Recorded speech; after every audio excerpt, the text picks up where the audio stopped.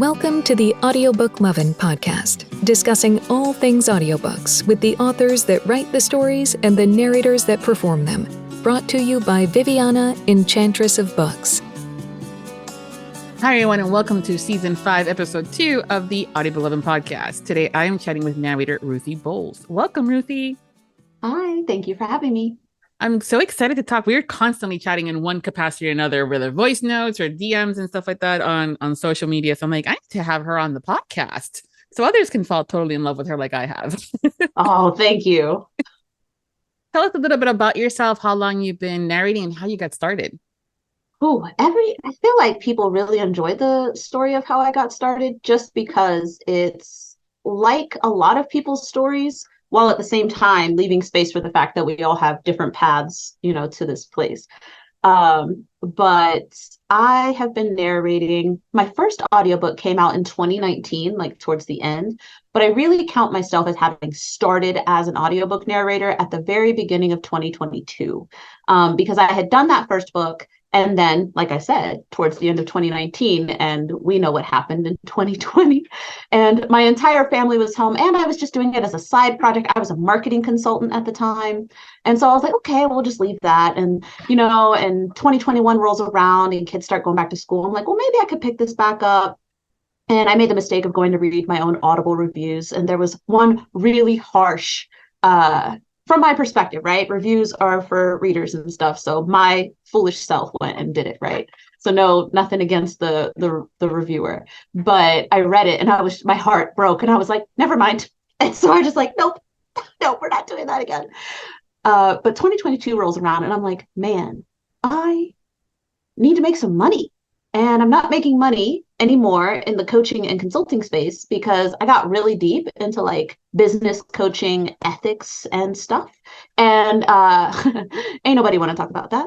They're like, yes, but please don't ever look at me or talk to me about that. No. And so I got pretty disgusted with the industry as a whole. And I was making this list of ways that I could make money, and anything was on the list. And I put some pretty questionable activities at the very bottom of the list because it was numbered from 1 to 50. So we won't get into those, but they were on the list, right? Like when you live in a capitalistic society, like you got to make money. Hey, Yeah. I feel you. Right. And I was like, you know what? There was an audiobook I narrated that one time, which I only narrated because I came across a blog post that was like 10 ways to get paid to read. And I was like, this is going to be trash, but I can't help but read it anyway. And narration was one of those things. And so that is how I got on ACX and made my profile. But it was 2022 where I was like, man, I need to make money. I'm not making money doing this anymore. And I could make money, but I'd have to completely throw all of my morals and values in the trash. And I'm not willing to do that. So then I reached out to the author. I was like, hey, do you want me to do your second book in the series? And she's like, yes, do all the books. And so it's a 7-book series, which I'm still making my way through. We've gotten book 5 out this year, and I'll be doing the last 2. And then I was like, okay, so I started auditioning for a few more things on ACX, but I was already on TikTok. And I was talking about business coaching and stuff like that. But then but I had connected with some authors. So I actually got my first TikTok author was Shane Rose. And that was because I connected with that particular author before they had blown up and got big on TikTok. They were just some, I guess you would call it like a pleasure account that I followed, right? Because it wasn't for business that I followed them. It was because I loved to read their books. And then she found out that I was narrating and was like, you narrate? Hey, I got something for you. And I was like, oh my gosh, really? So that was my very first author. Shane Rose was my very first TikTok author. And then I had gotten a few more jobs off of ACX, but then growing my community on TikTok, I haven't had to audition on ACX or anything like that. And it's probably been like a year, maybe, since the last time. And, with us being almost at the fall, right? Technically, we're in the fall of 2023. So that's kind of how things started. Like, I was just like, let's give this a go. And I think that was helpful because I hadn't put really any like limits on myself. It was just every step of the way. It was just, let's see. And then it was in May of 2022 when a friend of mine, Allie Dane, another narrator, had forwarded me a casting call from John Marshall Media looking for a Black or Latina narrator for a YA fantasy. I was like, that checks all the boxes for me. This sounds good. So I reach out to them and they're like, yeah, so this is for Disney. And I was like, this is a scam. Literally reached out to another narrator friend of mine that I had made on TikTok who was, had more experience than me. And I was like, have you worked with this company? And he's like, yeah. I was like, do you know this person right here? And he's like, yeah. I was like, this seems like a scam. Nobody's asking me to audition for a Disney book. That's silly. And so I submit the audition and I'm like, I'm never going to hear back from that again. And then I had gone out with my husband for lunch. It was like a Monday and he had the day off. It was like Columbus Day or something. So the kids are in school. And I get back to my inbox and I see I have an email from them. I'm like, okay, this is the thank you for auditioning email, right? Open it. It's the congratulations, you got the book email. I screamed. My husband expresses concern from the bathroom because he was using the bathroom. And then I'm like screaming. And that point, that was pivotal for me because I was like, if I get a Disney book, right? Disney YA, Fractured Path by J.C. Cervantes. I'm like, maybe I should take this more seriously. Maybe this should not be like a part-time thing for me. Maybe I should look at making this a full-time thing for me. And that was pivotal too, because I was like, wow, John Marshall Media and a Disney Hyperion book. I'm like, mind blown. And so I was like, okay. So I got a booth. I was like, okay, I'm not doing any more with the business coaching and the consulting. I'm not doing brand consulting anymore. I shut down my podcast. I had that podcast for like 3 years. I was like, I'm done with that now. We're just going to kind of close all of that. And I'm going to dedicate my focus to this. And once that happened, things just took off. And so that's how we got here. Yeah. It's always interesting sometimes when a lot of the narrators that I've spoken to have like, oh, this was like a side hustle at the beginning. And that's perfectly fine. But then you're also talking about that article about how you can get rich by reading words. I'm like, no, that's not how this works. Yeah. And like I said, I was a marketing consultant. So I had written listicles. Yes. Right. So I was already knew. I was like, some of this is going to be trash, but maybe there might be one good one. And I love to read. So like, how can I not check this out? And that, yeah. So I was like, that list, and most of that stuff was trash, but yeah, that was a good one. Yeah, I always like to kind of see, okay, what are they adding to this thing now that maybe wasn't there before? Yeah. And then just laughing. It's always like, oh, do you need a good laugh here? Read this article. Because there's just so much more to it. So since you started, what else have you done aside from making it like, yes, this is going to be my full-time gig now and focusing on that? What else have you done because your skill sets were completely different from now the narrating. So what else have you done? So you mean like in terms of like the book world? Yeah, because that's the other thing too. Yeah. A lot of times, a lot of skill sets can transition over into things like everything that you were talking about before. I'm like, oh yeah, no, she can definitely have a side hustle. Yes. So I'm lucky in that all of my things fall under the book umbrella, at least. So yes, I don't like consult for marketing anymore, but marketing is one of those things. If you own a business, marketing is good. So that was very helpful. It was a skill that, like, while I don't sell said skill, it's been very helpful. I also sensitivity read. So for anybody who's listening who doesn't know what that means, when an author is writing outside of their identities, the identities that they themselves hold, and they're writing in an inclusive manner, but they want to try and ensure that they don't commit like egregious harm against the people that they are trying to include in their book, they hire what we call a sensitivity reader. And so that was something an author friend had asked me originally. I didn't put myself out there to do that, but I had spoken about diversity, equity, and inclusion type issues as it related to books. And so I guess I accidentally set myself up for that. And then, so I do that rather almost consistently. I've only had a couple of months since I started doing it that I didn't have a project to sensitivity read. And that's supported by the fact that like I just finished my coursework for my bachelor's degree in psychology. So that's been, really helpful. And I also plan on putting out my first book next year. I was in an anthology earlier this year, and it's just been a lot of fun. And I think part of it just comes from most of the people I narrate for are indie authors who are just, regular people. So, I mean, one book I just finished today, she works in marketing, but she is also an indie author, so I was like, well, why not? Let me give it a go. And I've discovered that as much as I love reading, I've also really enjoyed writing my own things as well. So thankfully, all of that stuff falls under the book umbrella. And most of the people in my community are like, Ruthie's writing stuff now? Cool. Let me buy that too. So I'm like, thank you very much. Yeah, I think it's sometimes it wasn't the norm to have it out there when people were talented in multiple different things. Usually you were just known for the one, and then you kind of stuck to that. And now, based on how social media works and things like that, and just putting yourself out there, because that's huge too, and also very scary. People have discovered that, hey, I have a lot of different things that I like to do. Some of them being I'm really good at it. Some of those still gonna try it. Why not?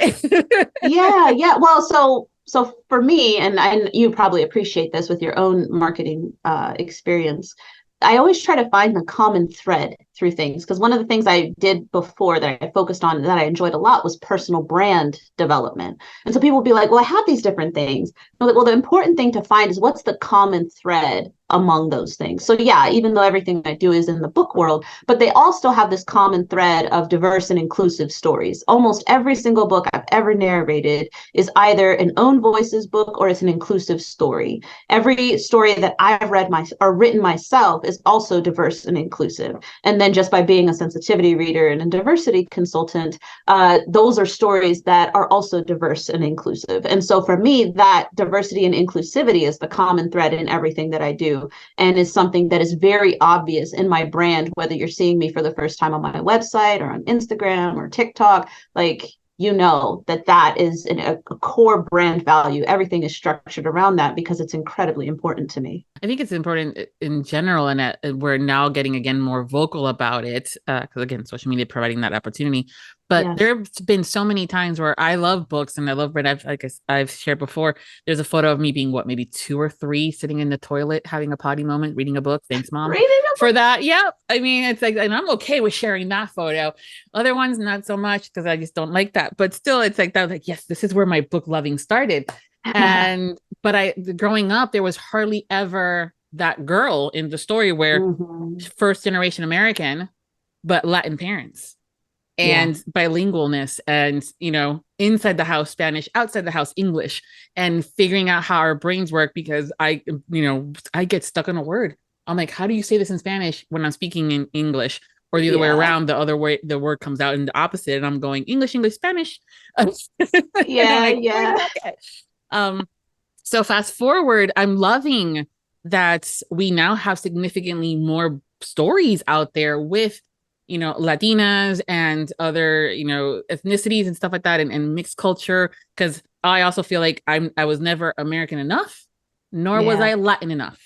And I'm like, listen, I still like my empanadas de queso from Chile, and my black beans and rice from Cuba, and my hamburgers from Florida. Okay, there we go. There we go. But that's definitely something that has been more in the forefront. I've been embracing it significantly more myself. And being a little bit more vocal about it, because I have the privilege in many cases of passing for white in many cases. And I've had people said things to me and I'm like, did y'all forget I'm Latina? Clearly. I'm like, let's go back there and talk. So I love the fact that you have been, from the moment that I, first saw your profile on social media, I'm like, oh, okay. And that you don't seem afraid to have those difficult conversations, whether it's about the business side of things, verba, or the inclusivity, diversity. Just past the verba anniversary. I know. And it brings up, I'm going, man, was that long ago? Because I was doing some research and stuff, and I'm like, there's Ruthie, there's that V name. Trust me, I was like, no. For those that are listening and have no clue what we're probably referring to, just Google it. You can Google it. I passed 10K followers recently, and Congrats. I had saved. Thank you. I had on TikTok, and I had just I got playlists, and so I had saved every single video I did about verba into a private collection, and so I put all of them into the playlist. So if anybody wants to watch, go over to TikTok. You can actually go click that playlist, and you can watch all the videos. Yeah, because funny and not funny, haha, but like really enough, it comes in waves, whether we have, like you were saying, the fake accounts on ACX where, you're going to get paid $400 for 5 minutes of work, to contracts not being fulfilled, to having incorrect casting for own voice characters and no one saying anything about it. But you have always been very vocal about it, and also very polite about it, and very strategic in how you go. It's not like you're going out there to beat someone's, you're not taking off your earrings and going, bitch. Right. Yeah. I say that for the group chat. Yeah. Yeah. But people make mistakes if they don't know that they're doing harm, so I love the fact that you've educated a lot of us in how maybe we should just take a moment to breathe and stop and then react, or then at least say something. Have you always been that way, or has it been more recently because of how social media is structured nowadays that you've had to adjust? So I think social media has a role, but I think what it was is it was something I figured out about myself very early on. I was in high school. And I'm once I've identified you as one of my people, like I feel like one of the things I will take with me into the afterlife will be all of my grudges, which I feel like people don't realize that about me. Like I hold a grudge like a boss, which I'm not sure is a Gemini characteristic, but it doesn't matter because it's my characteristic. And as a result, though, I can hyperfixate on revenge. I can be very vengeful, like Olivia Pope, I'm like, yes, ma'am, step on me, right? Yeah. Like, because nobody delivers revenge like Olivia Pope. Yep. But it was in high school one time where I showed up to a conversation with a bat and I was wrong. I had received incorrect information. And I was like, that could have been bad. Yeah. It could have been bad. Like it was a metal bat. Like I Harley Quinned it up. And I was like, that could have been bad. I was like, so it's not necessary. So I don't show up to things with bats anymore because I'm an adult and they send you to real jail for that. But that doesn't mean necessarily that the amount of energy that I can devote to something, the way that I hyperfixate, is necessarily a bad trait. What it means, though, is that I have to be careful about when that side of me comes out. And I have found that 9 times out of 10, it's either not worth my energy, it's not going to change anything, or I don't have enough information to actually justify letting that side of me out to play. So that is kind of what happened, is I don't want to be wrong. And I care very much about things being fair. And so sometimes I do find that I'm the only person talking about some things. And I recognize that in some cases it might be because I have the privilege of working with indie authors who also care about the things that I care about. And so when I choose to talk about, a problematic book or a problematic business practice or whatever, something that could potentially make me less attractive as a work partner for perhaps companies or whatever, my indie authors, though, they're like, yes. And it's like, well, somebody should say something. And I think a lot of times, right, we always say that, somebody should say something about this. But it's like, well, what if that somebody is supposed to be you?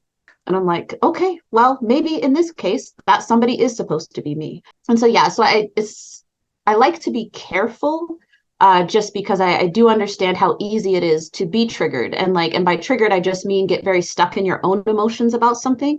I try to recognize when, okay, it's just me who's feeling that way because of my unique life experience, right? I've got PTSD from combat. A lot of people, I'm not going to be mad at somebody when they startle me and I scream at them. Is that an appropriate response? No. But I do it to my husband all the time in our house. It's just the way that my PTSD is.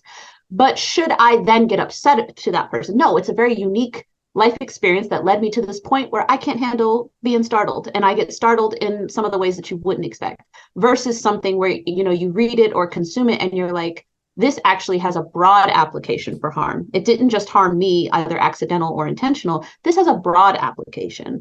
And so that's kind of how I try to approach things. I wasn't always that way, and I'm certainly not perfect, but I also try to be very sure that I'm right. And if I'm incorrect, I will probably be the first person to tell you so. Yeah, I think that's important too. I've seen it so many times where people are trying to do this whole cancel culture. and without enough information, or with enough information, but I'm like, okay, but why don't they might have a moment where they can get educated and they will, no longer do continuously harm, because again, sometimes we don't know what we don't know until someone tells us. And unfortunately, a lot of times people are surrounded with yes dogs. Yes, ma'am. Yes, this. That yes, echo yes. chamber. Yes, of everything you do is golden. And yes, you do poop rainbow, butterflies. And I'm like, no, sir. I love you, but let me tell you. And it's just, they're surrounded by those yes people that they don't potentially see that they're doing anything wrong. Yeah. And then someone else comes along. Yeah. And actually that is how I first started kind of building on Book Talk. Was something had popped off in like February, I think, of 2022. And people, there were like two sides. I mean, of course, many sides, but there were two primary sides, and things are popping off. And I made a video basically being like, hey, so to everybody who's trying to get everyone else to pick a side, and for those of you who have felt that you've picked a side, I pointed out all the things that we didn't know. I pointed out, we don't know this, we don't know that, we don't know this, that, and the other thing, A, B, C, X, Y, Z. So there's actually not enough information here to try and pick a side, even though it has nothing to do with you. To even formulate a strong opinion, none of us have enough information. And then Book Talk, at least some of Book Talk, was like, good point. The audacity of potentially like stopping to just breathe and not react. Or having that, that I call them minions, where someone I don't like said something, and so I'm going to get all my minions behind me and blah, blah, blah, and defend me. And I'm like, before you pick up that sword, ma'am, make sure that the people that are going to be in your defense, camp are actually also honorable and are going to actually be there for you. But even then, you just have to like, okay, let's not escalate. Let's just calmly have the conversation. Yes. Well, and how is this conversation going to serve you? And so those are the types of people I'm friends with. Is like, are we really friends if like you bring something to me and you're like, I'm gonna go burn the world down over this? Are we really friends if I'm like, hey, so me, just looking out for you, but have you considered this, that? And then they'd be like, no. And I'd be like, okay, all right. Oh, like, maybe you're one of my author friends and you're heated about something. I'd be like, yeah, but you know what? Like, aren't you like building toward like this collaboration? Don't you have something big you're about to announce? Do you really want to do that right now? So it's like, are we really friends if I don't feel safe enough to tell you that, yes, I believe, yep, I see why you're mad. But how is this going to serve you? If I can't comfortably ask you that question, are we really friends? No. Like, if I don't feel comfortable asking you that question, you're probably also not coming to me raging. Yeah, that is true. Yeah. And I think I've done that to you once or twice. I'm like, okay, listen, am I seeing this way because X, Y, Z, blah, blah, blah. And you've been like, there's been times where you're like, oh yeah, you're good. And other times you're like, okay, let's talk about this in a couple of minutes after you've calmed down. But I appreciate that, because as a Pisces, I am very lovey-dovey and very much like going with the flow and stuff like that. But if you piss me off, revenge and grudges and, yes, all this fun stuff along with it. I start burning candles and putting people in jars. Right. See, and I love how you describe all that and you labeled it as fun stuff. That's why we're friends. Yes. And it's just and then I'm like, okay, so I'm just gonna calm or whatever. And then I'm like, I see a video of you narrating. I'm like, I love how she narrates. So if you guys have not watched Ruthie narrates, it is so like, I just get fascinated because you stand up normally when you're narrating, but you also do this thing where you're like almost like a symphony because of how you speak with your hands. No, speak with my hands. I don't know. Yeah. It does look like I'm conducting, but that's just how it comes out. Yes. And it's also fascinating too, because in the conversations I've had with narrators, it's like, you can't wear jewelry. You have to wear fabrics that are quiet, stay very, very still. And she's like, and her hands are moving. I'm like, that is just too cute. Is that something that you realize that you do? Is it that part of how do you keep cadence? How is that? I'm changing subjects and stuff like that, but it's just also something that I was like, oh, that's right, because I just finished recently seeing that. I'm like, she's like conducting an orchestra. Yeah, well, so I think that so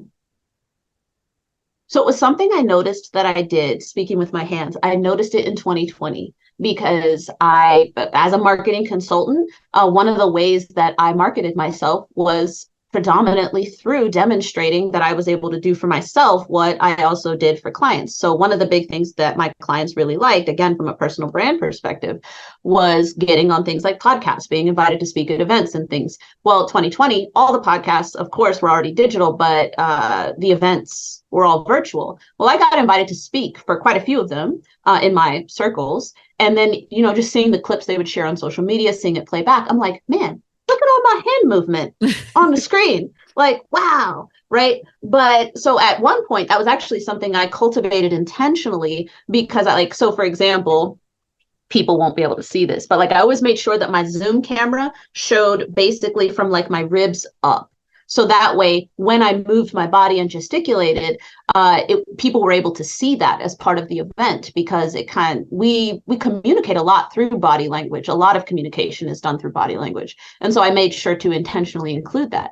Well, I didn't realize I was doing it when I was narrating until I started posting like clips and stuff, and then I was like, oh, wow, look at that. And sometimes you can kind of tell like the vibe or the emotion of what's happening. Cause like when things are very sad or whatever, my hands tend to be a lot more open. But when they're starting to get like violent or tense or angry, then like I start to get like claws or I might even like fist my hands or whatever.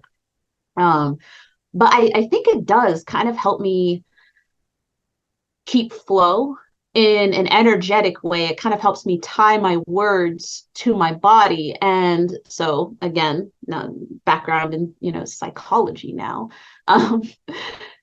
We feel our emotions before that's why they're called feelings first. An emotion is what you psychologically label it as.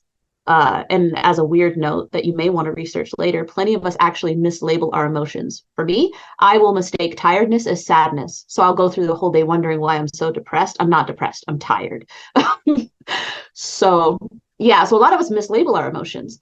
So we feel it first in our body. And a lot of times that ends up being communicated through body language. So when I'm able to move my shoulders or my feet are in a certain position, but my arms, right, we can move those quite a bit. It helps me emotionally connect to the story and to then have that kind of channel, from my core up and out. And so that I have found is one of like my tools, not like something everybody needs to do, but it's something for me that has been very effective. Mm-hmm.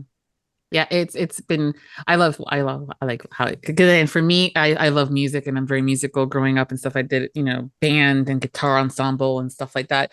So it's also like a happy memory sometimes of watching you like conduct. But you're right. I've noticed the same thing about like when you're in that character and they're just conveying some form of dialogue, but it's still an emotional but nice kind of a thing. Your hands get a little bit more lower and they're a lot open and just flowing. And then sometimes when you switch to the male point of view, they're a little higher and they're like a little more clawy and stuff like that. It's just like, oh, okay. So even if I don't get the whole spiel from the very beginning, I'm like, oh, I learned. Oh, okay, that's her guide dude. Okay. Yeah. And like sometimes too, like if I find that I'm struggling with a line, if I really get into the body language of it, it helps me a lot, especially with the masculine characters, because I do a lot of fantasy, and that's I've done quite a bit of dark fantasy, but in fantasy, characters have an opportunity often to be a lot more physically aggressive than we do in our normal day-to-day lives. And I think some of like my masculine energy probably was cultivated when I was in the military, since my first base was an infantry base. Lots of masculine energy, right? So I even changed the way I walked, the way I held myself to kind of more reflect kind of that masculine thing, and that was helpful as a way to kind of establish authority, but also as like a means of protection in a way, because I kind of cultivated this reputation of I will kick you in your face first and ask questions later, which sounds dramatic. But for anybody who's listening, if you've never been on a military base that leans more towards things like infantry or artillery or something like that, trust me, it was necessary to cultivate that. But that's a whole nother podcast episode. I will actually have found like for some of them, like if the masculine character is going to be really threatening and I'm kind of struggling to make that line come out the way that I want. I've even done something where I will put my hands up on the walls of my booth and just try to take up more space and like, try to imagine being that huge muscular man that's now threatening this other person, right? To help, like, the body language just brings it all up and helps me just really get into the character. And I've done that quite a few times. There's so many threats.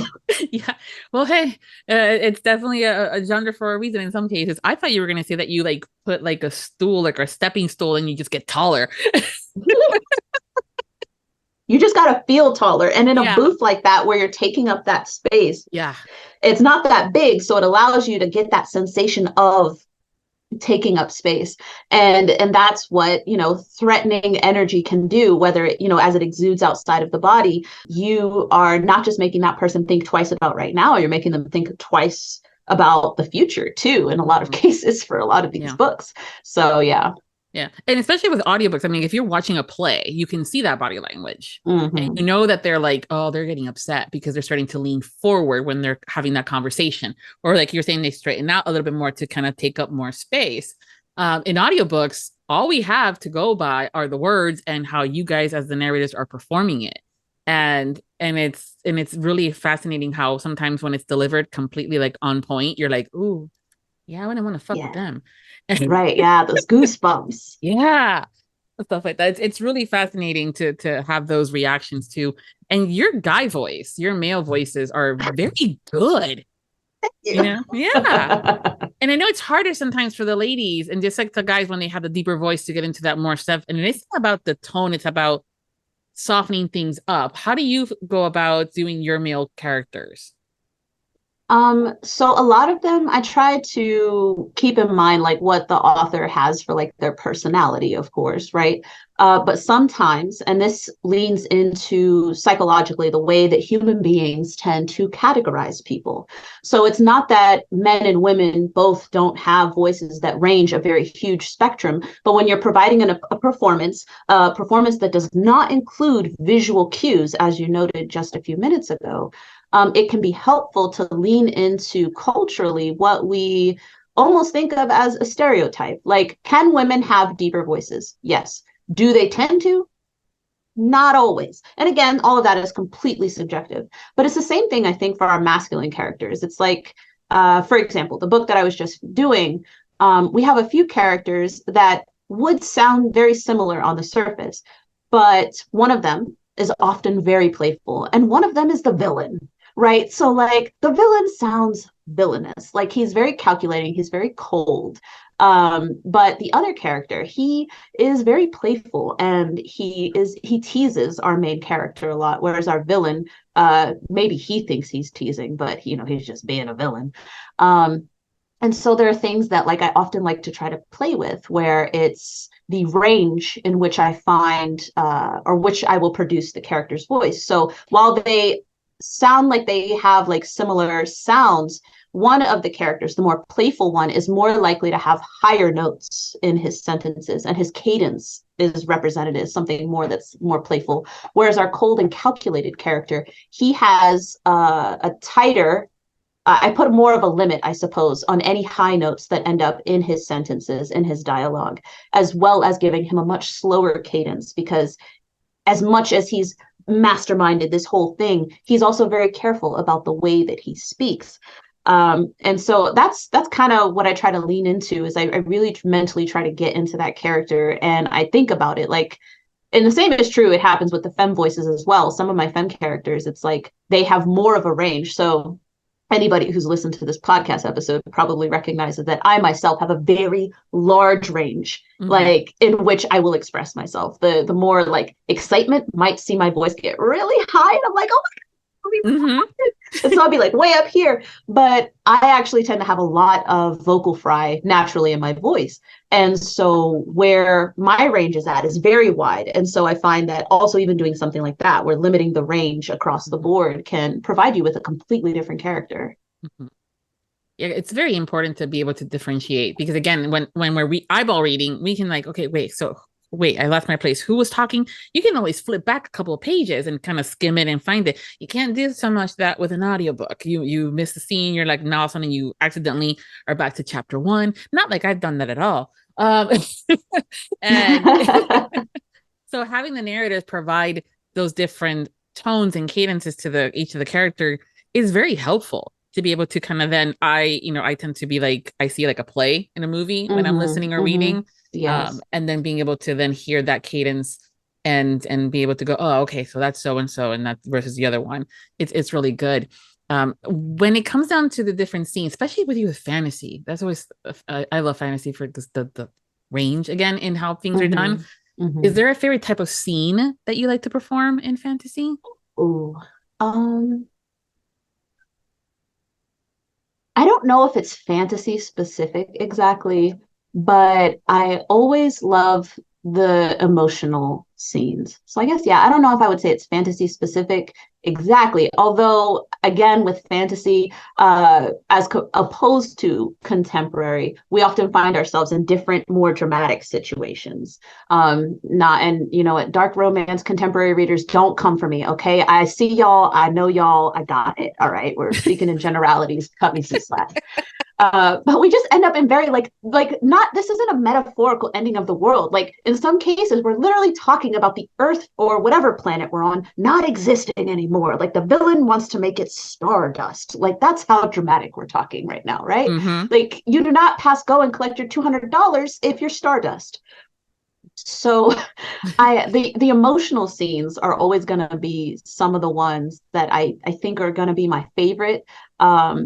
Because I'm very empathetic. And the thing about reading and the thing about media is that when you're experiencing it, at least on a very deep psychological level, your brain's not really distinguishing between what's reality and what's fake. So when one of our characters, one of our most loved characters in a book or series dies, it's not the same. It's by no means the same as what you would feel for like a close family member or anything, but you do kind of go through some grief and like processing. It's not nearly as much, but because of how much I can put myself emotionally into the scenes, I think at least in that moment, I feel it. And that's why you'll have narrators who end up crying.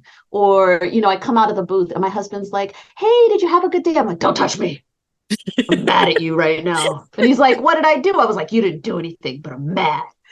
Sometimes you carry that around with you a little bit. Yeah. And so I think that's like always going to be my favorite, is when I have that opportunity to really lean in emotionally, because I know that's something I like about my own work. I feel personally that I am good at that. And, everybody likes different styles and they have narrator skills that they favor. So I won't say that everybody likes that about my style or anything, but it is when I stop at the end of that scene and I have those feelings and I just know, I'm like, I nailed that. For me, I nailed that.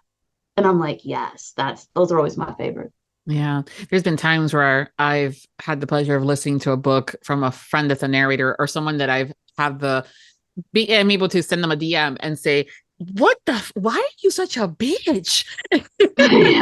Yeah. And they're like, what book are you reading? Yeah. I've had some of my non-book friends pick up some of the stuff I've done. And that's what the DMs are. They're like, who are you? Yeah. And I'm like, which book you read? Are you asking me that question because of the spice that was in the book? Or did I just end somebody? I'm not sure.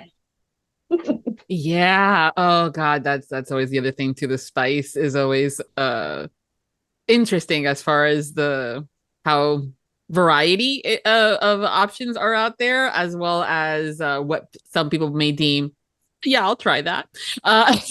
Versus their heart, like, no, I like it just in my books, and that's okay. Yes.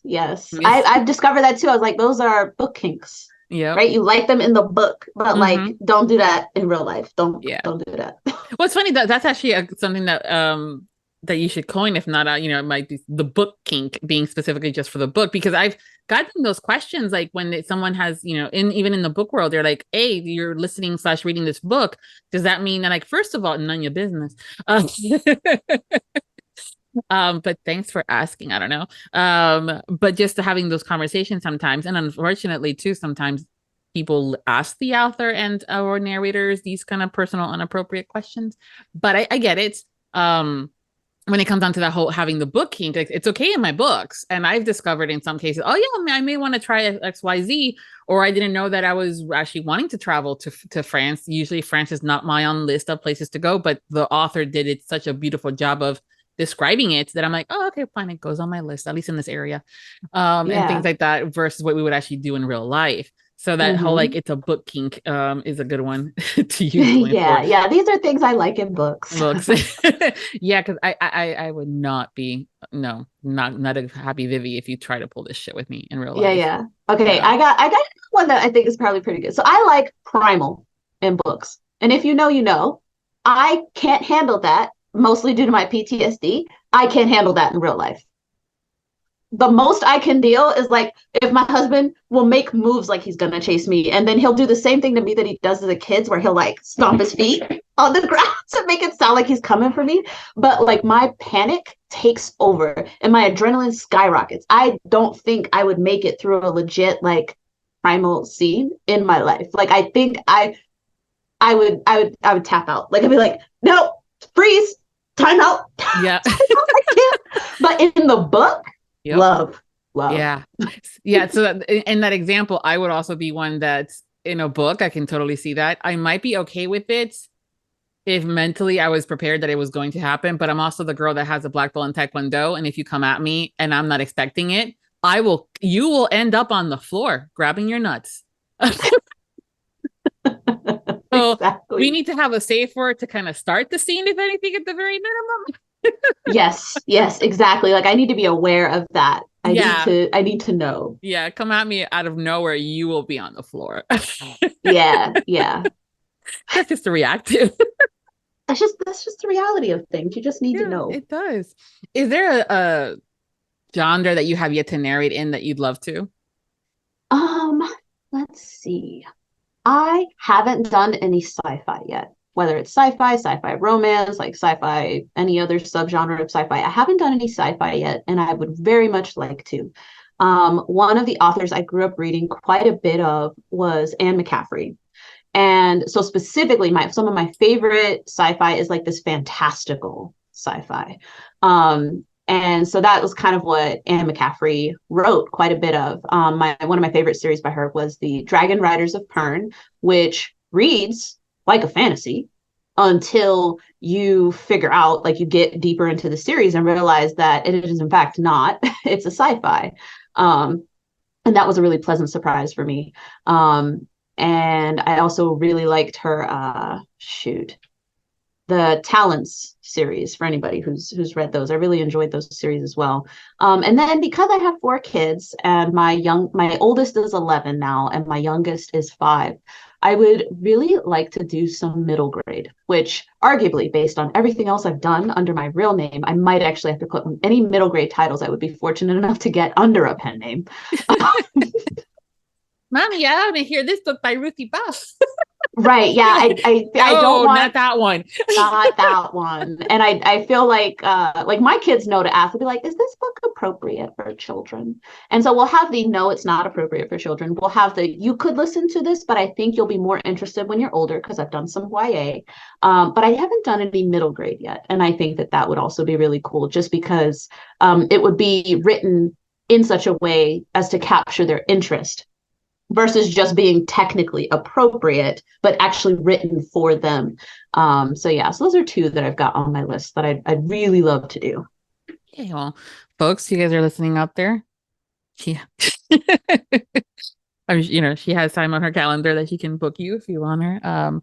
The other thing too that I want to talk about, because to me it was really important also that you did it, was the Femme Takeover. Yes, I know that you were a huge part of it. Tell us more about that in case anyone listening does not know what the Femme Takeover is and what that means and all that fun stuff. Okay, so the Femme Audio Takeover is something that we do on TikTok, although I do try to cross-post my clips over onto Instagram and Facebook.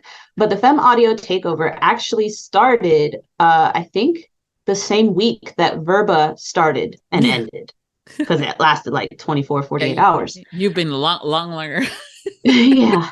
And really where it started was, it was with myself, Allie Dane, who I've mentioned quite some time ago, and Paige Reisenfeld. And we were just in our, we were talking with each other and just kind of, in general, just bemoaning, as I've bemoaned to you, the disparity between things like pay or recognition between femme narrators and masc narrators, feminine narrators, masculine narrators. And we were just talking about like how much we also bring to the table. So it's not like we're better. It's just that we also, and it often feels overlooked or overshadowed. And I think it was because, you know, we were talking about how often in like romance books, you might only get the masculine narrator on the sample, even though the femme narrator might have more narration in that book than the masculine narrator. And then just the whole thing with like the Verba and stuff, it was just like, oh my goodness. And so we're like, okay, you know what, maybe this will be fun to do. We'll just talk to our authors and you know, maybe we'll just make a video and say, hey, like, is there any author who'd want to kind of help us celebrate the femmes, essentially? And that's as a femme narrator, femme character. And then that's been expanded for like femme presenting. So, you know, it can include non-binary characters who have a more feminine presentation, or like trans characters. So I just wanted, and that's why I say femme and masc narrators in, you know, in an effort to try and be more inclusive of presentation. And it blew up. Like I was expecting to do like 3. And I think that very first time I did like 25 snippets. Because I couldn't say no to anybody. It was really difficult.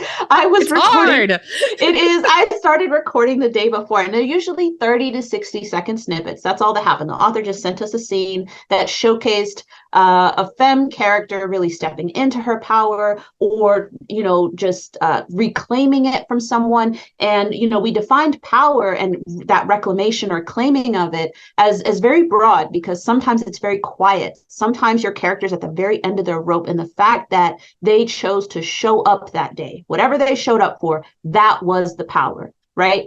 And like you feel that in the goosebumps. But sometimes it is them wielding this sword or blasting people with magic or whatever. Like it's all across the board, the ways that power and that agency shows up. And authors just left and right were like, yes, yes, yes, us, like me, let's do it. And other narrators wanted to get involved. And I'm like, well, yeah, sure you can. And they're like, well, what are the rules? And I was like, shit, now I got to come up with rules. I'm the girl and I'm the friend that would be like, okay, what are the rules? Yeah. And so then we had to kind of come up with rules. And then I was like, okay, well, and then people were like, oh, I missed it. And I missed it again. And so we started just, you know, picking days. And so far it's been about bi-monthly or so, or maybe about once a quarter, where we do it again. And it's like, okay, Femme Audio Takeover Day is on X date. And like, you don't have to have the book out yet. I've had the joy of narrating clips from books that aren't out yet, and then they come out. And I usually repost those clips to help the author like spread the word. But it's so amazing to just kind of watch how people get excited and they come together. And, you know, people always ask like, well, do you get work from it? And I was like, well, yeah, but that's not the point. The point is this celebration and the community building, because I have stayed booked up and blessed because of community. So we're not out here like trolling people or trolling authors trying to like get work or anything. But it has happened in kind of this kind of natural, joyous type of way, but there's never any strings. There's no pressure. Like I'm not following up with authors who asked me to narrate a piece being like, so do you want me to turn that into an audiobook for you? That never happens. Because that wasn't the point. That wasn't the point. And so the Femme Audio Takeover has been something that we do on TikTok, that people ask me, when's the next one? When's the next one? I'm really excited. I've had people who are like, oh, I just love going to the hashtag, and then I'll just watch people. I'll just watch snippet after snippet over and over. And it warms me very much that it's something that has helped readers find new books to read. It's helped listeners find new narrators that they would enjoy. Yes, this particular thing's not an audiobook, but this narrator has a catalog of 25, 50 books and genres that you're interested in. Now they want to go do that. But it has also helped authors find narrators that they'd want to work with, whether, right now or at some point in the future. And I just think it also helps make us as narrators more accessible to listeners, but also more accessible to authors as well. And so it's something that we look forward to doing every single time. And I didn't do one for September because school started and I've got 2 events at the end of the month, but probably going to have to do one in October. People are going to start pressuring me. Well, I was going to ask, so when is the next one? See, there it is, probably October. And that was one of the things. Is like, well, how do we keep people informed about it? So I actually created like a special email list for the authors and for the narrators just for that. I never email them about anything else. I only email them when it's like, okay, we're getting ready to do another Femme Audio Takeover. Let's get ready. Like, find your narrators. Who do you want to have do your snippets and stuff like that? Or the narrators. Hey, narrators, reach out to your authors, because this is a great way as well to market books that you've already recorded. So you can include that, like in the caption or on the video. This book's already in audio, and this is the scene that we're using for the Femme Audio Takeover. So, it has a lot of applications that I think can be really helpful, in addition to like that kind of fostering of community that happens. Mm-hmm. Yeah. It's really important to have that community, because unfortunately, specifically in the romance genre, the ladies tend to get overlooked, whether they're forgotten as part of a review. The audience is raving about a book and only mentions the male narrator.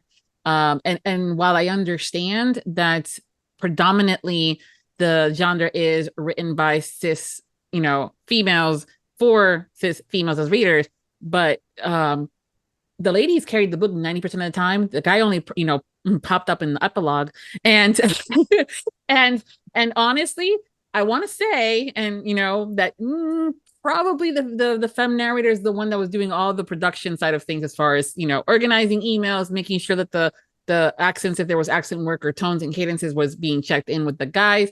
In many cases, the guys have still not replied to that email, by the way. So the fact that the ladies sometimes get the short end of the stick is really pissing me off.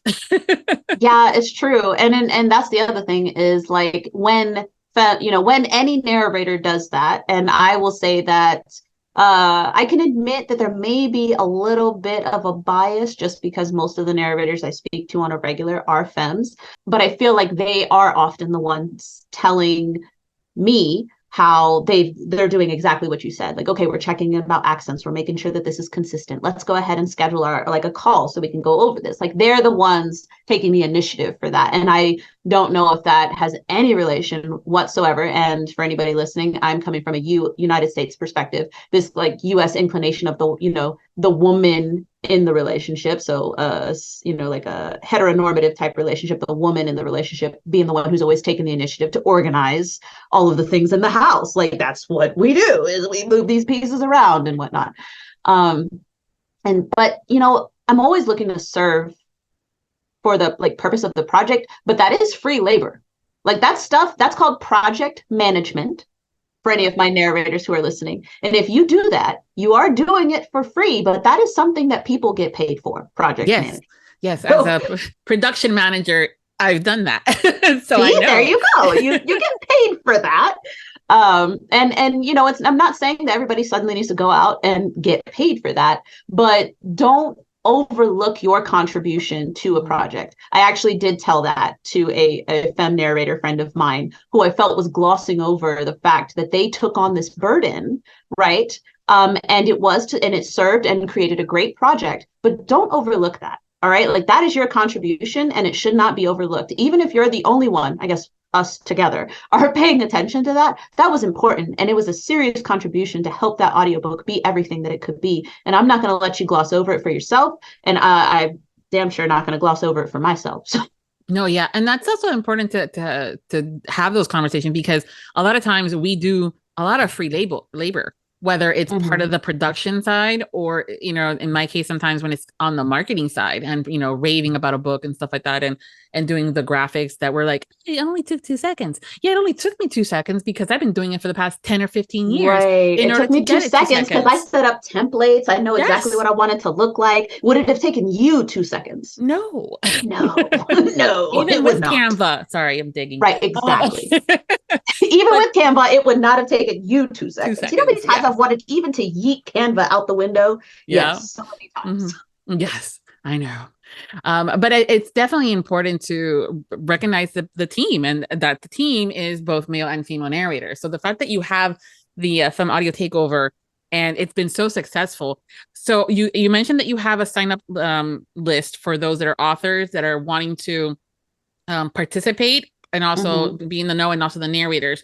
Where can we find that information for those that are listening that may want to be like, ooh, the next one's in October? Right, yeah.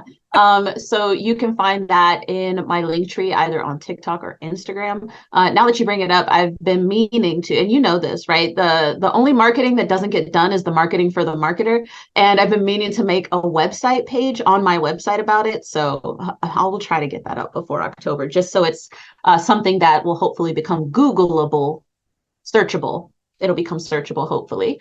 But yeah, I do need to do a page for that. But yeah, it's whether you're author or narrator, you can sign up to either of those lists. And like, I send out reminders, I send out recommendations for your marketing, or I give examples, specific examples for, hey, this might be how you might want to set up your video.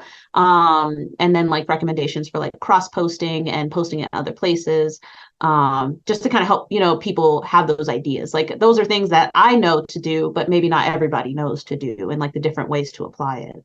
Yeah. And that's true. Sometimes I have to remind myself of like, okay, Vivi, you're the subject matter expert. Not everybody knows all these things. So let's just explain. Right. Yeah. Sometimes that's all you got to do. Whereas like, oh yeah, what have you guys like taken these and like posted them in your authors like Facebook groups? And then they're just like, blink, blink. Yeah. What? Like, I can do that. Blink. I can do that. Like, yeah. Yeah. If the author doesn't want it, like, they would either reject it. But like, if you're ever concerned, just ask the author. But I've literally never had anybody say no. Yeah. It's one of those things where it's positive at every different angle that I can look at it. From the author potentially thinking about getting into audio and seeing if there's interest for her titles to be in audio, to an author getting some back titles again in front of the audience, to the narrators, displaying maybe a character that they have yet to, narrate because they get typecast in a particular type of role. It's not, you want to grab that sword, girl, grab that sword. Yeah, absolutely. It gives you a accent. chance, to check, like, to give it a try. And I've done that where like I've even reached out to authors, and I always approach it kind of from, hey, I've been following you for a long time, like maybe we're mutuals or whatever, and I don't think I've ever seen you participate in a film audio takeover. I want you to know that like I would love to do a snippet if like I would, if my voice is a fit for your vision, even in just like this non-committal type way. I was like, I just want to make sure you know about it though, because if you don't know about it, you can't participate. Like, you don't have to have me do it. That's not my expectation. But like, just any narrator that I just don't want you to miss the opportunity for collaborative marketing, because essentially it's also that. And that's also been, a really like kind of low pressure way that I've been able to reach out to authors and just kind of help draw them into this experience that they probably didn't even realize that they would enjoy quite as much as they did. Yeah. And again, it's so positive on other opportunities because, once you record it, that means that you can throw back Thursday, put that thing in there. Yeah, I'm telling you, I love doing it. I love doing it. Like, oh, the author just said, oh, my book's been out for a year. I'm like, oh, okay, let's reshare this snippet then. Like, happy book anniversary. Yeah, exactly. And the amount of times that I'm, scroll, and I'll stop. And then I'm like, ooh, what book is that? I like my heroines to be strong and, independent and stuff like that. And unfortunately, the blurb sometimes doesn't really depict that, or you don't know, or you've never heard of that author. And you're like, I don't know if I want to invest or whatever. But then you hear it and you're going, oh, yeah. Oh, and then yeah. You're going, yes, I'm putting that on my list. Yes. That's great. How can we as a community that are not the narrator or the author help support you guys when it comes down to this? So in terms of the takeover? Yes. So those reshares. So readers have more leeway than we do, as like narrators or as authors, right? Because there are reader spaces. And so if you are purely a reader, resharing in places where, like, if that's like, say you're a reader and you run a Facebook group and you see some snippets that you really enjoy, like reposting them in there and being like, hey, like there's the author, there's the narrator, if you guys are interested. Reposting and sharing across platforms is always really helpful. Because as much as everybody who participates, whether they participate strictly from a watching/listening perspective, as much as everybody across the board has said, we love this, we want more, the social media platforms, because we're not making anybody mad, right? Yeah. Because we're not drama. making people mad. Yeah, it's not drama and it's not, high emotional discourse.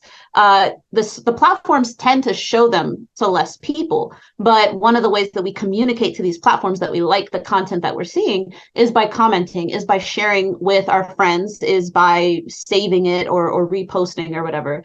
And I know for me, whenever the author reposts and like reshares and stuff, it makes me feel really good. Whenever a reader does, it makes me feel amazing for both me and the author, because I'm like, wow, you liked this enough that like you've put it in your story or whatever, because you feel like your community would also like it.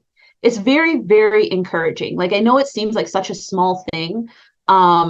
And so for any reader who's listening, I know it seems, when authors, you've heard it before, right? The author's like, oh, if you could just reshare, put it in your story, do this, that. It seems like such a small thing, but it's a small thing that has a disproportionate positive impact on the people who created that piece of content. In this case, the author and the narrator.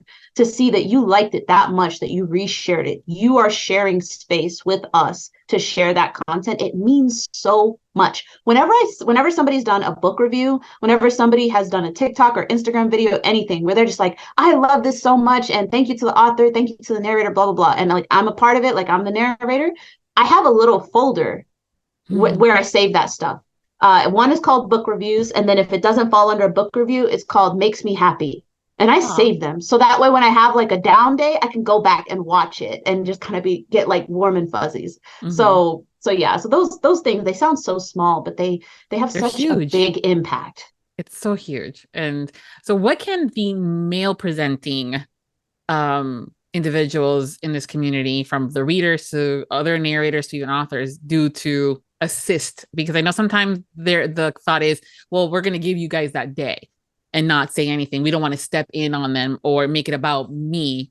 In that case, me being a male narrator, especially with the conversation we've been having about how it's always about the guys.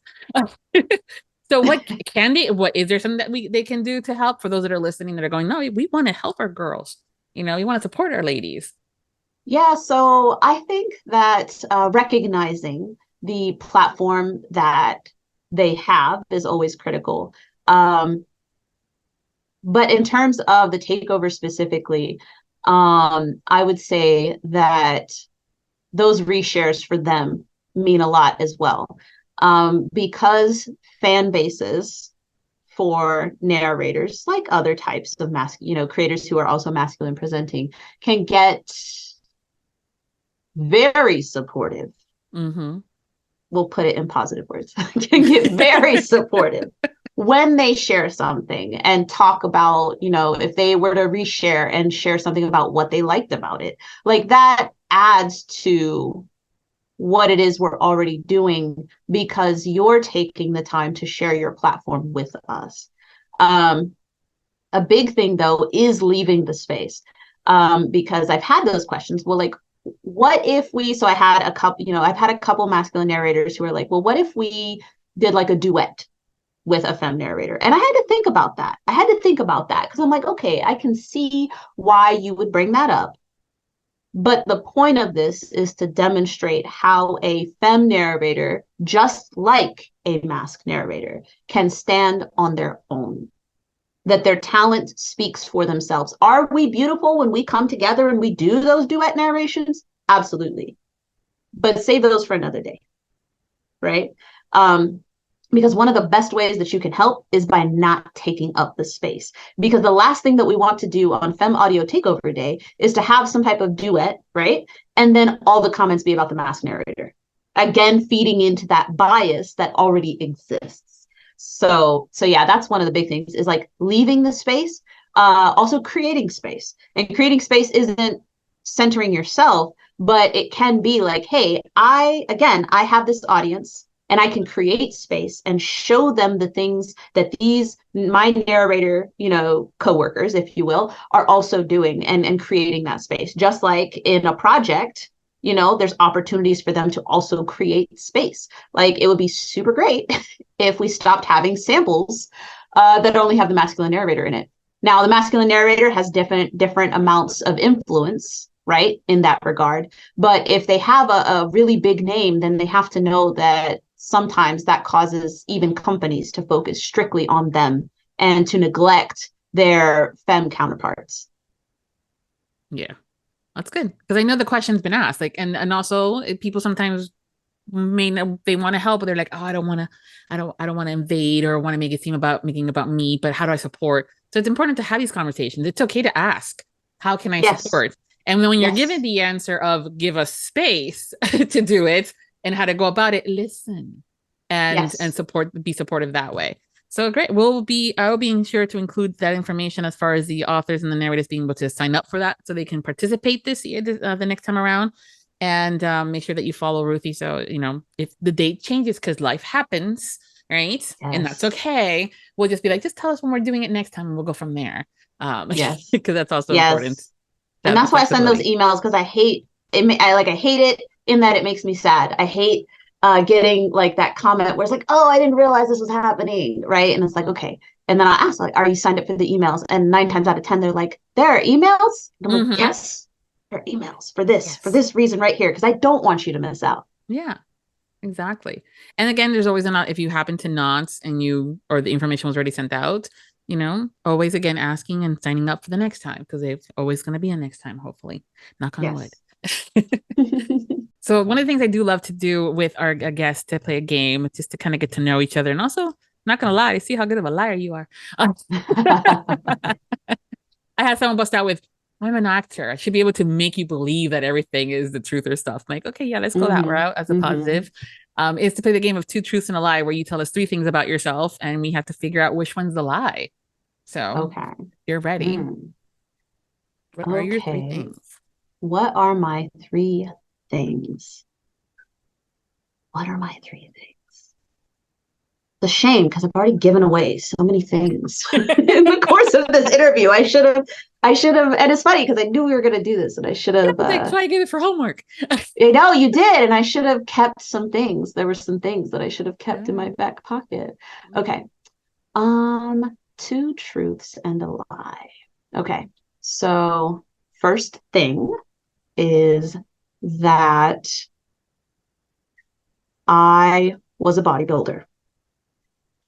Second thing was that I have butchered a duck.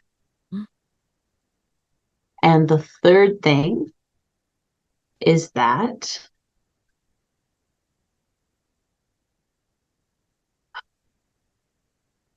I'm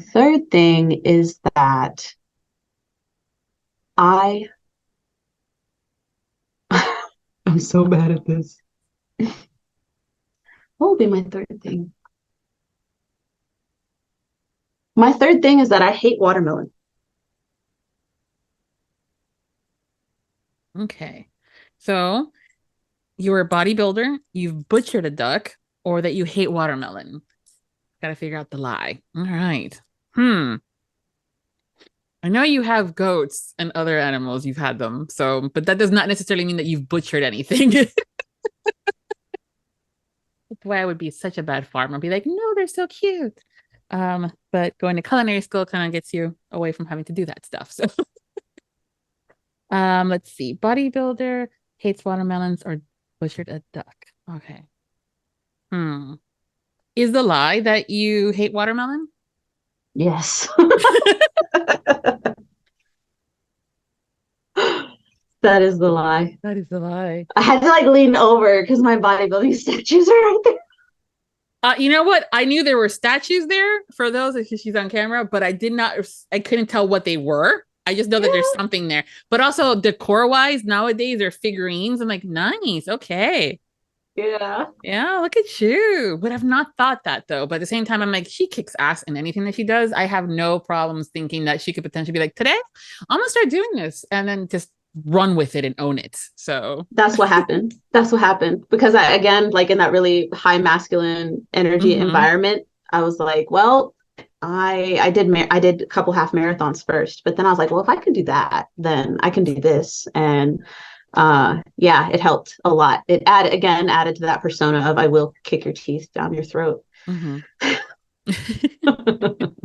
you've had to butcher a duck, huh? I did a few actually. Ugh. Yeah, but then my husband, so we had the ducks for eggs and meat, but then my husband developed a reaction to the eggs. Even when I baked with them, that was the part I was like, okay, I can't even bake with these eggs, and ducks are so muddy. So I was like, well, you guys just quickly wore out your welcome, because they were Muscovy ducks, so we could only butcher like twice a year. So we just didn't get enough meat for it to be worthwhile to me anymore. And I couldn't cook the eggs. I had to, if I made eggs with them, I had to make my husband separate chicken eggs, which we also have. Which also it's not a very good production as far as things goes.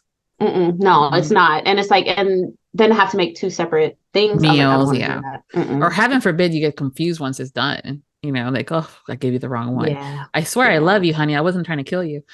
Yeah, that's a fact. And like, so we discovered the baking thing because I baked some cookies and he ate like 4 of them. And then 10 minutes later had to run to the bathroom. He was like, did you put duck eggs in those? I was like, yeah, but that shouldn't matter. They cooked at 350 degrees. Like they're not still duck eggs anymore. They're cookies.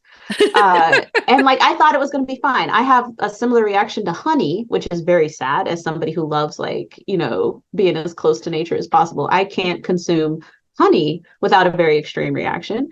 But if I bake with it, if I cook with it, it's fine. Something about the heat makes it fine. But like, try to put it on something, like drizzle it on a salad. You know how people like to do that with summer salads? Nah, that'll hurt me. That won't be good.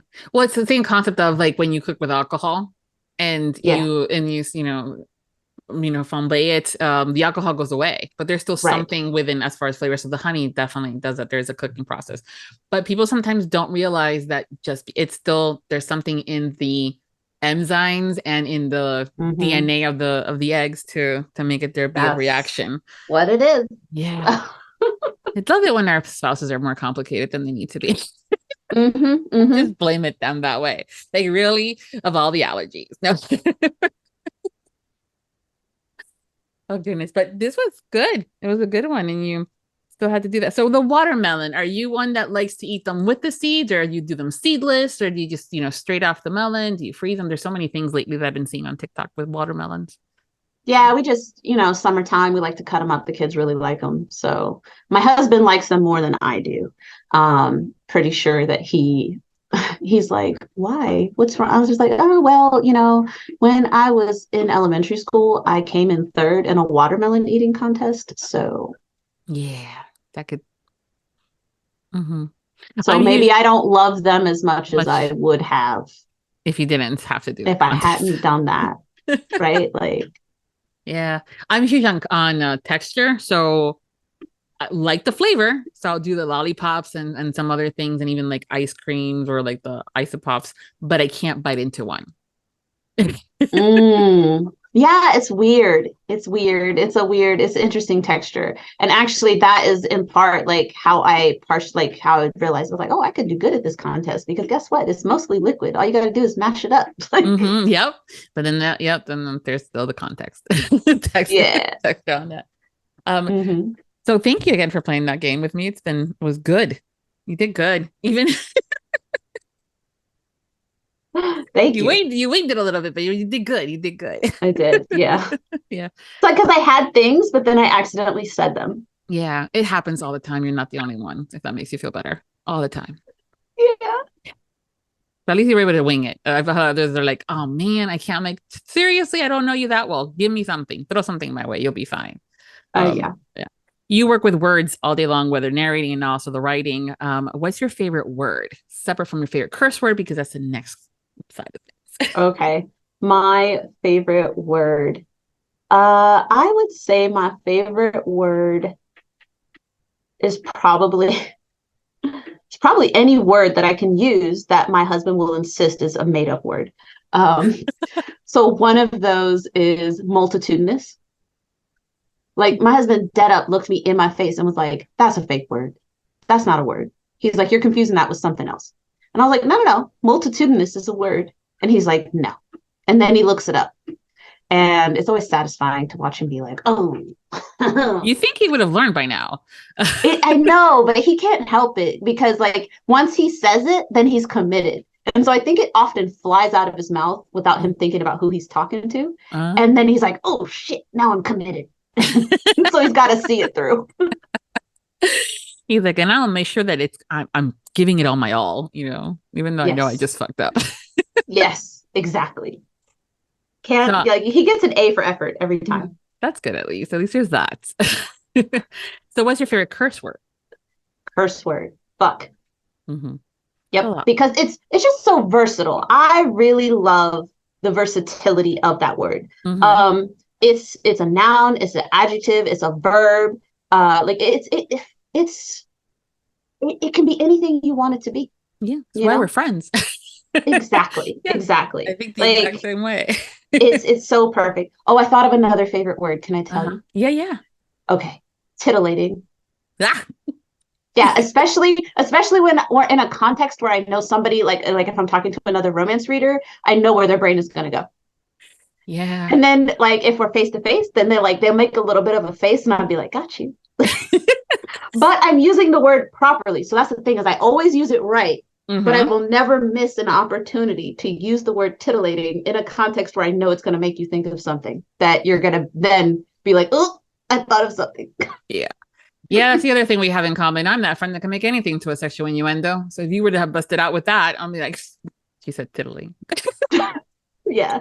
So that's I do love that word. And every time I use it, like if I'm commenting on something, I almost always get a comment that's like, "Haha, you use that word." Like, yeah, I did. Yeah, so, yeah. The little kid comes out. It does. And it's always funny because I have the satisfaction of using it properly while still accomplishing this other goal. Oh yeah, absolutely. That's also one of the things I do. Like I love it when it's like done properly. And it's like, dude, it's not my fault that your mind went there. I was just properly using the word. It's not me. Jeez. Yeah. Not me being planful or anything at all. No. Yeah, no, but curse words, yeah. And we use that word a lot in the Army. I'm pretty sure they issued me several fucks when I joined the Army, and then I left with none of them. Yeah. I learned that quickly. So I was never in the Army, and nowhere near is this anything as far as close to it, but I did 4 years of ROTC in high school. Mm-hmm. And my mom was actually shocked that I didn't go into the Army afterwards or into any kind of military thing because she's like, "You just spent 4 years. Yes, sir. Yes, ma'am. Doing all this stuff and learning.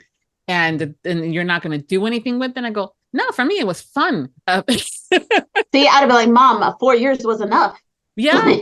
Well, yeah. I mean, I didn't have to worry about what I was going to wear on certain times of the week, and then for that, and that was done. And I just had to follow the rules because in many cases, that's not the kind of girl that there were rules, right? And you knew how badly you fucked up by how badly you broke that rule. Yep, that's a fact. So yeah, there was definitely times where we were like, "Fuck this shit," and we're like, "Ooh, we're in school, we can't say that." But then the sergeant major was saying it, and we're like, "It's okay, as long as the principal's not around." Yeah. And that's the thing is like, it's part of it's one of those elements of the subculture of like being in the military. And I don't think a lot of people realize that it is in fact its own subculture. Like we have our own traditions and like clothing. Yes, the vast majority of us, we communicate in English, but like our English is different.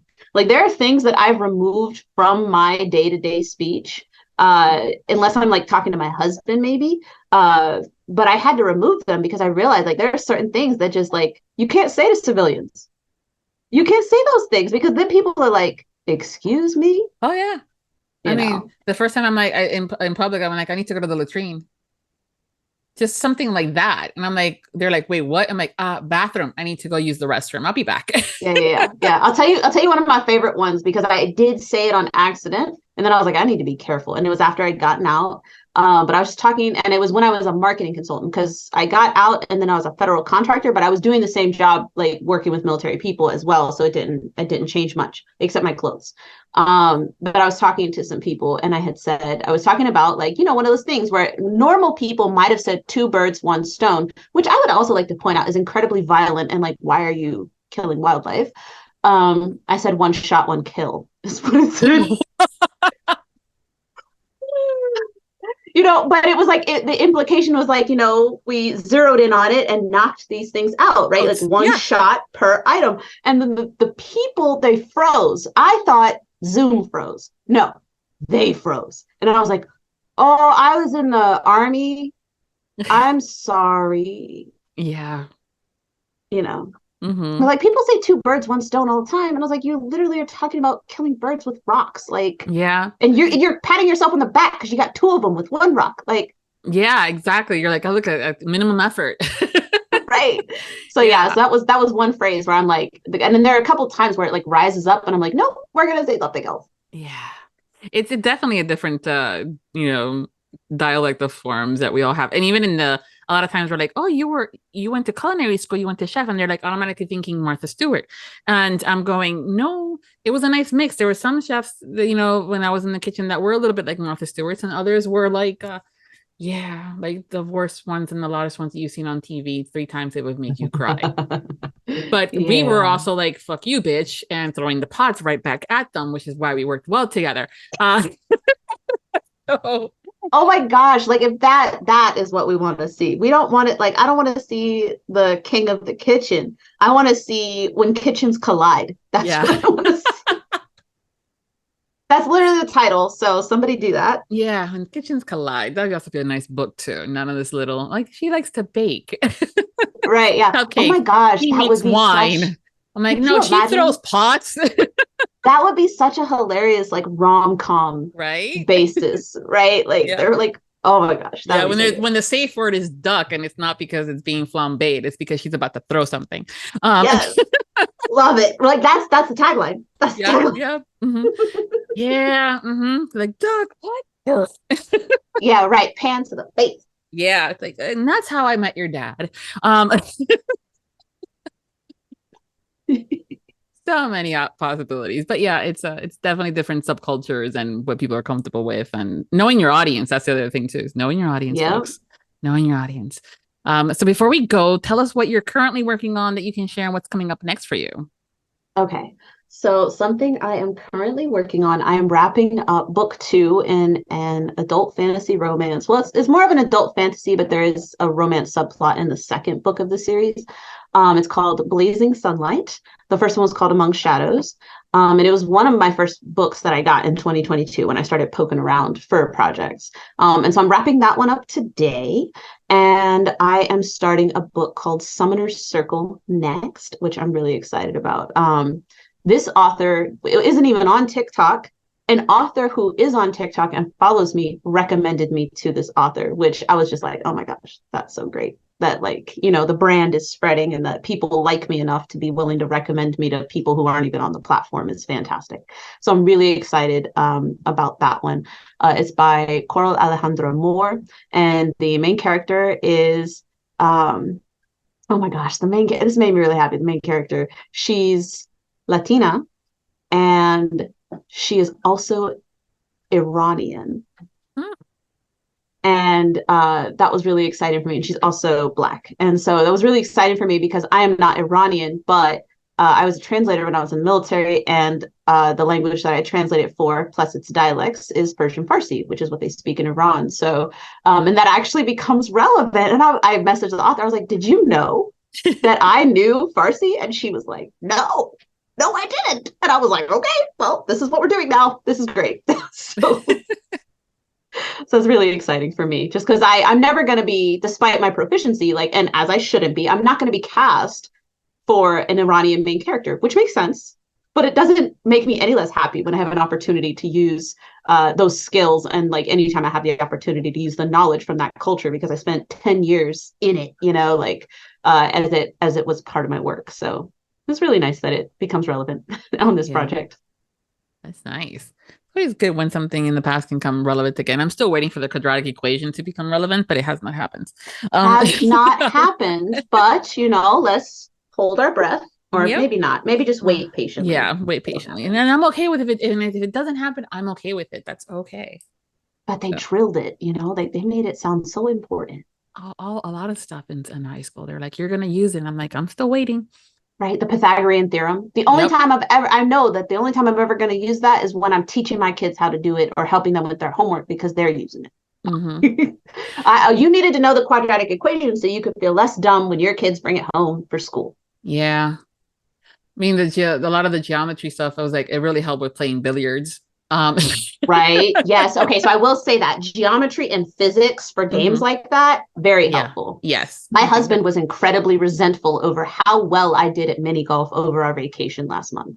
Oh. Yeah. Every single hole, 1 shot or 2 shots, I was done. See? And if they taught it that way, it would have been significantly, I think, easier for people to pick up, but also more fun, which makes learning... It would have been more interesting. Yes, definitely. Versus the triangle on the board. I'm like, wait, I could kick ass on billiards by doing this? Yay. Right. or position it like, okay, you have to learn this stuff so you can help us figure out all the stuff we still don't have answers to. Because that's how I've come now to realize that, like, they taught me all that stuff in school, like there were no mysteries left in the world. Mm-hmm. And now... though, like we learned Newtonian physics, right? In physics class, we learned classic physics, but quantum physics is still like theoretical. Like there's still questions, so many questions. And it's like, well, you need to know this side of physics so you can help us answer these questions. I would have probably been a lot more interested in physics in school because I'm utterly fascinated by quantum physics from a layperson perspective. Wow. Yeah. I know. I am just chock full of all these weird things, but I make it work.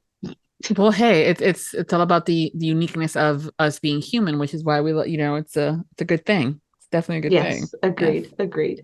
Any other titles that you can share with us? Or I know a lot of times you're like, I can't tell you. Okay, so Cindered Glass by Shalane Johnson is coming up, and I am doing a book with L.M. Drew called Trapped in Gararive. We also have in progress Obsidian Feathers by N. Cáceres. And the book that people keep sliding my DMs over, when are you going to record this? Throne of Broken Glass by Amber V. Nicole. That's book 2 in her series. That one's coming up too. Yeah. Lots of good stuff. And so I'm looking off to the side. Listeners for the podcast, you can't see this, but I'm saying because I'm looking at my calendar. I have a big wall calendar that's here. Yeah, so it's just it's really exciting because, like I said, all of these books are inclusive or their own voices, and it just really makes me so happy to be able to be a part of this, especially because, as we know, in publishing, marginalized voices still are very much not represented to the degree that they should be. But when we look at it further, looking at audiobooks, they're even less represented there because of the cost that's typically associated with it. And so it pleases me greatly to be a part of expanding that representation in the audiobook industry with every single project that I finish. Is really exciting. It is, yeah. And I love it too, that because you also share what you're working on your socials. So it's always like, okay, well, what's she doing next? And I'm like, oh, okay, I'm just going to go look there. Yeah. Yeah, but I'm excited. There's a couple of them that I've had on my list. And I'm like, Ruthie, when are you going to get done with that? I know. Oh, my goodness. See, yeah, it's great to have that connection. But at the same time, I'm going, girl, like, you want me to come over to your house and help take care of the kids? Because it's like, okay, well, summer just finished. Everybody started their week where they're fully back, and I'm just like, I can record in the morning and the afternoon now. Yeah. Like, I'm like crushing it. So I'm gonna get through the books a lot faster now. So you'll feel better. Good. Well, thank you so much for taking the time to hang out with me today. It's been so much fun. Thank you for having me. I always love talking to you. Yeah, it's always great. It's always fun, which is also why we go so long. It's a fact. But it's a good thing. It's a good thing. If you're not following Ruthie on their social media, we'll include all the links over at the landing page for this episode at Viviana Enchantress of Books. And until next time, happy listenings. Thank you to all of our Audiobook Lovin Podcast Patreon. The Audiobook Lovin Podcast has special Patreon access levels. Join today to receive benefits including early access to episodes, shout-outs, special exclusive content, and much more.